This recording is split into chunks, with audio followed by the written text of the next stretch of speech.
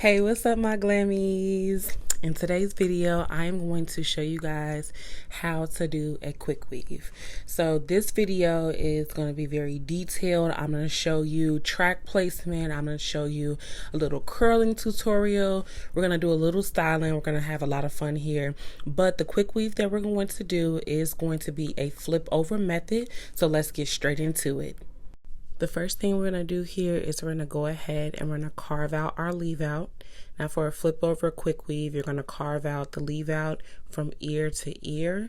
And if you want to make it where you can wear the hair into a ponytail, then you can carve out the full perimeter. So along the sides and then the back.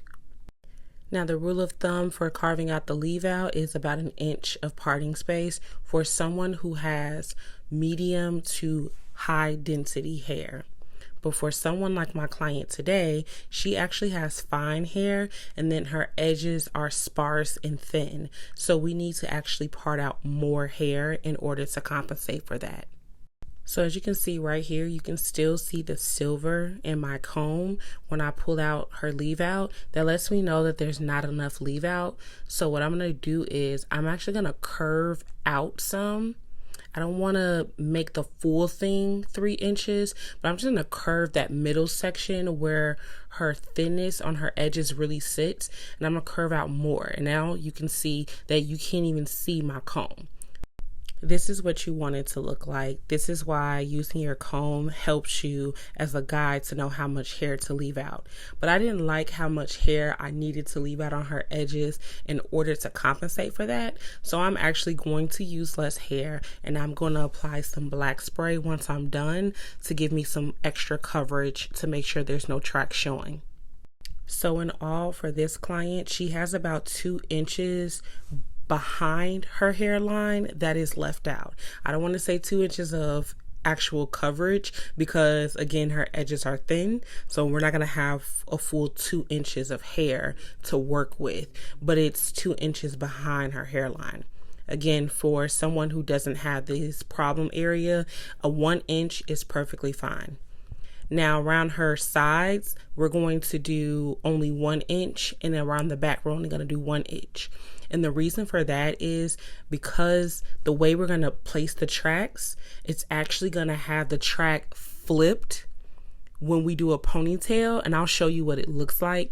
The track is actually going to be flipping up, and you'll see what I mean by that. So there's no way for the track to actually show based off of the way the tracks are laying when you actually do a ponytail.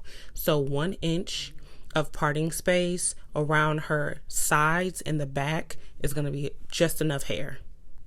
And as I take out all of her leave out around her perimeter, I'm going to make sure to braid it down so that it is out of the way and secured. So when we do her protective shield, I have no strands hanging anywhere, no hair that's in my way. It's going to be very clear when I do this. Typically when I do my flip over quick weaves, I actually don't leave any hair out around the sides and in the back because a lot of people don't really wear them up in a ponytail like this client plans to do. But it was very important for me to add that versatility for her because I know she's not going to always want to press out her hair to help it blend, and that's actually something she struggles with. So if a client requests to have it out around the sides, then I will do it, but usually it's not something that I do when I'm doing it on my own. Now I'm going to go ahead and carve out the back section.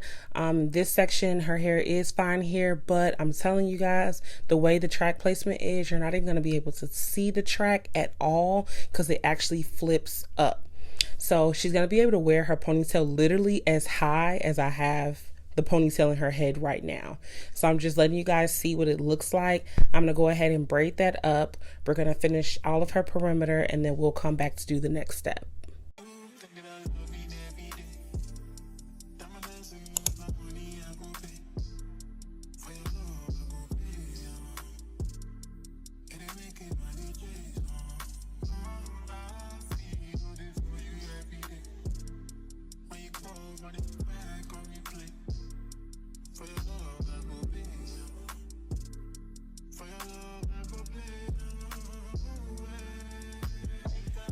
Now that we've gotten all of her perimeter secured and out of the way, we're going to go ahead and do the braid down for where the actual quick weave will lie, and that's going to be in the center of her head. I'm actually going to do only 6 braids. Again, my client's hair is fine, so I can do bigger braids to compensate for time, and her braids are still going to be extremely flat, and I'll even show you guys how flat her braids are. When you're doing these braids, don't apply any braiding gel or products unless it's going to be a grease, because when clients are getting quick weaves and sew-ins during their braid down, this is actually their opportunity to get a break from having braiding gels on their actual scalp, so we don't have to cause any excessive buildup or any clogging of the pores. Because if we're being honest, those products do actually clog the pores of the scalp. So we're just going to go ahead and continue her braid down here so that we can apply our protective shield. When doing your braid down, you don't need to make your parts perfectly straight, and you don't even need to have these braids being neat and proportioned in size, as far as making sure every single section is perfectly the same size. You don't need to do that because you're not going to see this. The main focus on your braid down is security, making sure it's secure and making sure it is flat. When it comes time to pull up the tail of the previous braid, just like we're doing here, you want to be very mindful not to be pulling too much tension up on this braid, because you don't want it to cause any tension in the nape, and exactly where that braid is laying is going to cause any traction alopecia. You don't want that to happen. So what I like to do is when I bring it up, if I feel like that I grabbed it too tight and I braided it in too tight, then I'm just going to pull on it to make sure it has some looseness to it.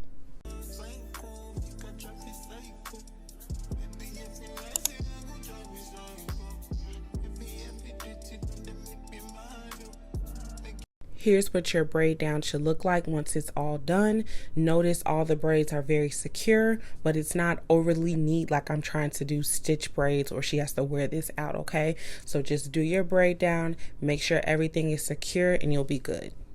Now we're going to go ahead and take a latch hook and we're going to crochet in that last braid that we have loose. You should have 1 braid loose once you're done with your braid down, and we just want to make sure we secure that in somewhere where it can lay flat.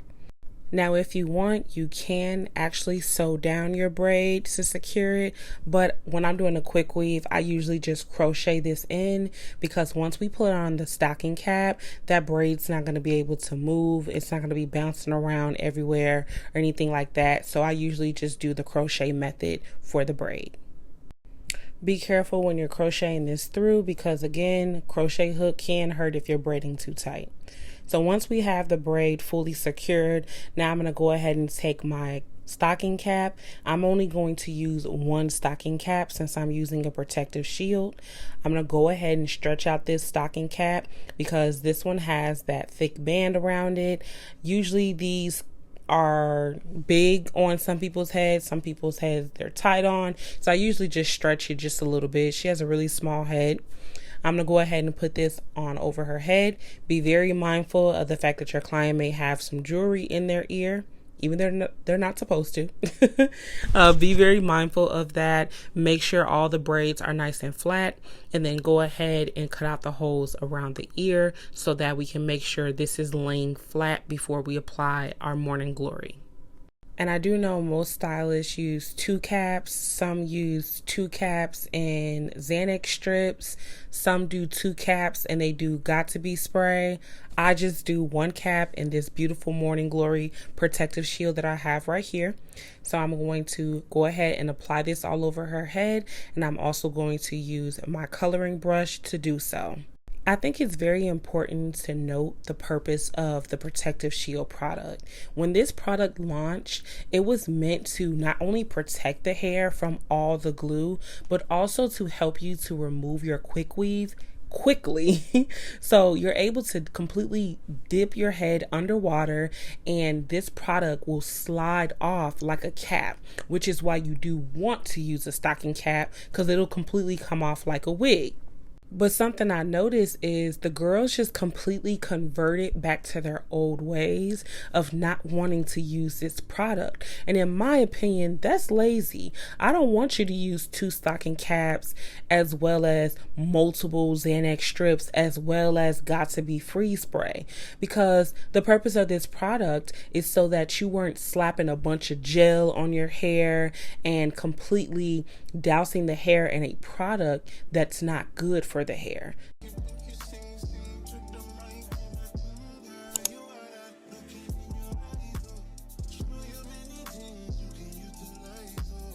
After about 15 minutes, the hair should be completely dry. Now we're going to go ahead and just cut off that excess cap all the way around so that we can get ready to place our tracks.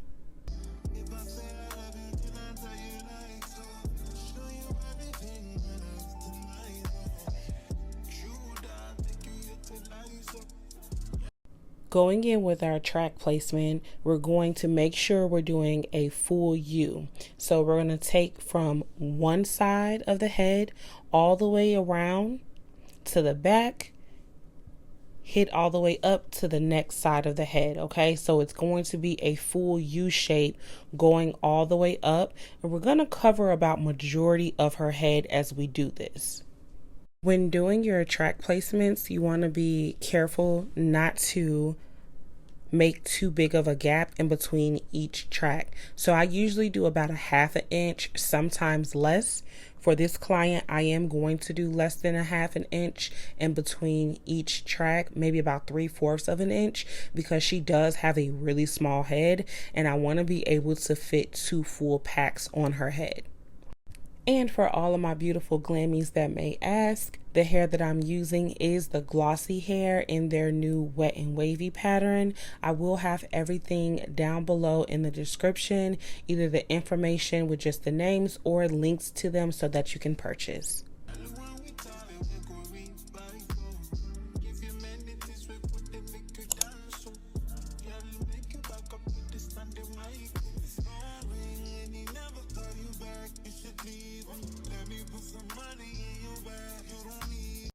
Now we're going to go ahead and we're going to start to place our tracks horizontal, going directly across, so that we can start to close up the rest of this U. And you can see how much that I have left to work with. There's not a lot, but it's definitely not a little either. So we're going to place those tracks going directly across, maybe about 3/4 of an inch apart, because we don't want our gap to be too big, because this hair is not like crazy full, but it's definitely not thin either. It's a decent density, but of course when you have curly hair, it does thicken up a little bit, but we're gonna actually wear this hair pressed out. So I'm gonna continue to do those tracks horizontal, leaving about 1.5 inches of parting space left.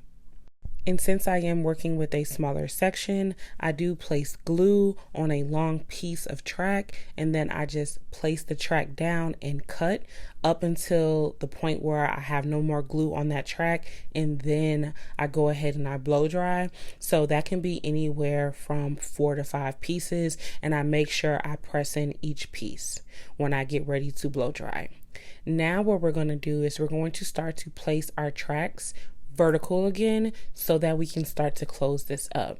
And when I do this, I do the same thing. I get a longer piece of track and I go ahead, I put some glue on it, and I'm going to just start to place those pieces down all the way up to about halfway for this section, and then I'll go on her other side and place those tracks leading up to that as well, so I can close this full section off. So this is what it's going to look like when it's all done. I did take a piece of track and I placed it back horizontal to close up this line here. This is just something I went ahead and did on her. It doesn't really matter if you stay going vertical and you end it there, or if you had a piece that's covering that. It really doesn't matter. Doing this is very simple, this method, and it doesn't give you too much bulkiness up here, especially because of the way I'm about to style this. Next, we're going to go ahead and remove the braids from all of her leave out, and we're going to press her roots. Make sure you apply some heat protectant before you do this so we don't cause any excess heat damage, because she is 100% natural. I'm going to go ahead and take my pencil size flat iron, and I'm going to go in and I'm going to touch her roots so that I can make sure I get all of that nice and flat so I can silken her out later when I actually do her curls. The reason why I'm actually doing this step here is because I actually want to show you guys what it's going to look like if the hair is in a ponytail. So again, I'm not going to fully silken her out. I'm just going to make sure I touch her roots so that we can put it up in a ponytail and you guys can see the full 360. Okay, now we have her up into a high ponytail, and as you guys can see, her ponytail is nice and flat, and you can see there's no tracks. You can't see any thinness or anything. I have not placed any black spray or anything on her hair. This is what I meant by the tracks are actually going to end up being folded the opposite way, so you couldn't see a track anyway. The leave out is just for coverage, so you can't see that bump of where it was flipped over. Hope that makes sense. Now at this part, I'm going to give you guys a little mini curling tutorial. So I sprayed a little bit of hairspray and I'm going to smooth it out so I can go in with my barrel curler. So I'm going to grab my curlers. Because I am right-handed, my barrel is always going to be pointed out, going to the left. I'm going to smooth down the hair shaft a little bit to the point that I know I can make a full 360 turn, holding the end of the hair while I do this. I'm going to smooth it out a little bit more, and as you can see, my thumb is on that clamp, and what it is doing is it pressing down on that clamp just a little bit to open the clamp so that I can smooth down again. I'm going to smooth down to the point that I know I can make a full 360 turn about right here. I'm going to hold the end and I'm going to twirl it around so I can make a full 360 turn. I'm going to do this until I'm fully able to get all of the hair under this clamp. And it's going to get to a point that, depending on the length of the hair, that the hair is a little bit harder to clamp down. So you just got to open your clamp a little bit more. You may have to pulsate the clamp to get it to smooth down, but long as you're making sure you're smoothing it without causing too much of a pull on the client's hair as you do this. So it's very important to have your clamp slightly open. Once you have that completely done, hold it for a few seconds and then unclamp the hair. And then we're going to drop the curl into our hand and we're going to use a clip to pin curl it so that it can cool in place. So we're going to go ahead and do that again. What I want you to notice is when I twirl this hair around, I'm going to pull it around the front part of the clamp so that the hair is being curled out of the client's face.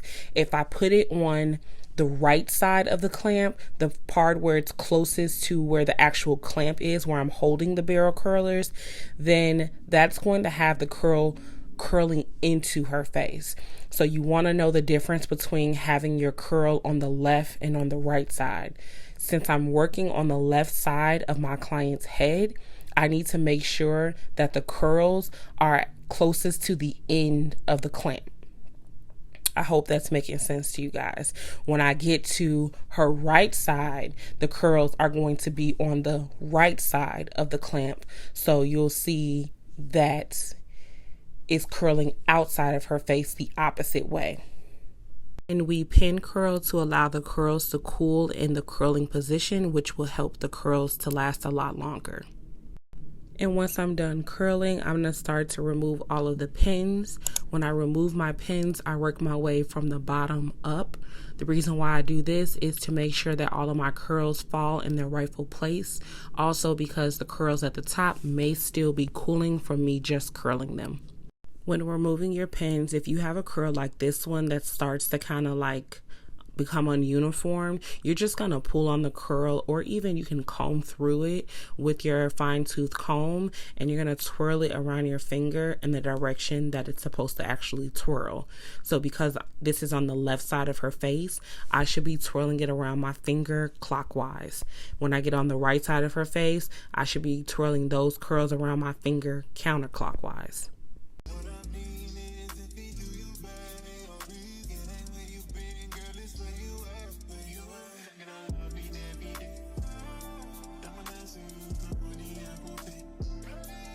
It will be really, really cute, like super cute. So you could really mess with it. I'm just cute in general, but no, for sure, There's a reason why I asked you to be a model, okay? Face card don't decline, okay? You don't have those problems. Nah, it's just the hair is what makes the face card. Yeah. No, the face card makes the hair. Nah. Thank you for tuning into my channel. For those of you who want to join a group of like-minded individuals where we help each other grow and give each other tips and tricks on all things protective styles like braids, weaves, locks, and more, head to Facebook groups and search the Braiders Collective. Don't forget to subscribe to my channel and thumbs up this video if you liked it. And if you want to see something in particular, be sure to comment down below. See you in the next one, Glammies.